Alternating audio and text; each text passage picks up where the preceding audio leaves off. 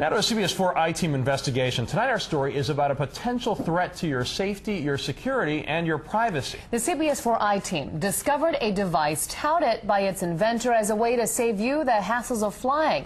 The device is said to be convenient, will save you time when you're trying to fly.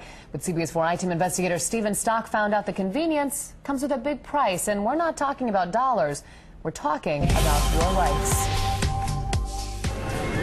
Have your boarding passes ready, please? Flying today can be stressful, inconvenient, and downright difficult. The crowds, the lines, the hassles, the lost luggage. But what if there was a way to make it all easier? What if you had one device, say a bracelet, that carried all of your flight information and could even track your luggage? The bracelets would take the place of boarding tickets. It would also work as a GPS to track air travelers and their luggage.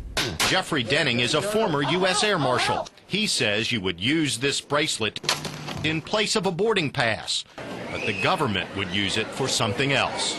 And here's the shocking part, no pun intended.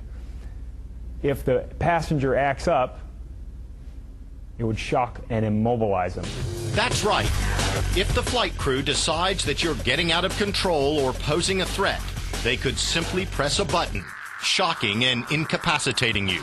I guess the design was for any air passengers who would become a terrorist or be a terrorist. These electronic coded bracelets. We found this demonstration video about this potential bracelet on the website of the Canadian company that claims to be the contractor for research and development of this technology. The electromuscular disruption signal overrides the attacker's central nervous system and will render even the most elite and aggressive terrorist completely immobile for several minutes. In fact, according to this patent application from August 2005, the inventor describes the bracelet as a, quote, remotely activatable electric shock device on each of the passengers on an airplane. The I-Team's partners at CBS2 in Chicago tracked down the man who says he invented this bracelet and made the demonstration video. The inventor does not want his name used. He told us that he created what he calls the safety bracelet with the intention of preventing an armed hijacking to avoid another 9/11. He believes the bracelet would not be misused on innocent passengers, and he confirms he created the bracelet to track passengers and their luggage. Well, it's so silly on so many levels, it's hard to know where to start. Barry Steinhardt is the director of the Technology Delivery Program for the American Civil Liberties Union in Washington, D.C. There is no level of threat here that justifies anything like this. But apparently someone in the U.S. Department of Homeland Security's Science and Technology Directorate thought this idea was at least worth considering.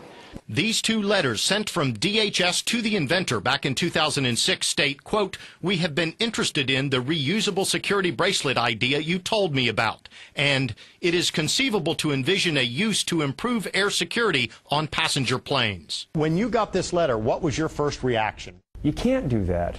We're America. Jeffrey Denning now owns his own security firm outside Chicago and is a security analyst and blogger for the Washington Times. Denning first obtained the DHS letters and passed them on to the CBS4 I-Team. It's in essence binding them with fetters and chains, putting an electronic handcuff on them, and then shocking them like a dog if they get out of line. That whole proposition was never part of the original proposal to us. In a telephone interview, John Verico, a spokesman for DHS's Security and Technology Directorate, denies that anyone in his office ever considered these bracelets for use on general aviation passengers. The only use or any proposal that we had ever received was to use it in transporting prisoners. If this thing has any life still left in it, I guarantee you I'll take care of it. Republican Congressman Mario Diaz-Balart, who serves on the House Transportation Committee and its Aviation Subcommittee, believes that even the idea that anyone would consider using these bracelets on regular passengers crosses the line. But this is an option that's obviously a lot more suitable for either dangerous animals or for dangerous prisoners, not for normal flying customers. You served in the Air Marshal Service for 3 years. Is it off the wall, inconceivable that this would actually be seriously considered? At first, I think, no. But then again, I've worked for 3 years for the TSA as a federal air marshal, and I've seen some outrageous things. And so I wouldn't put it past them.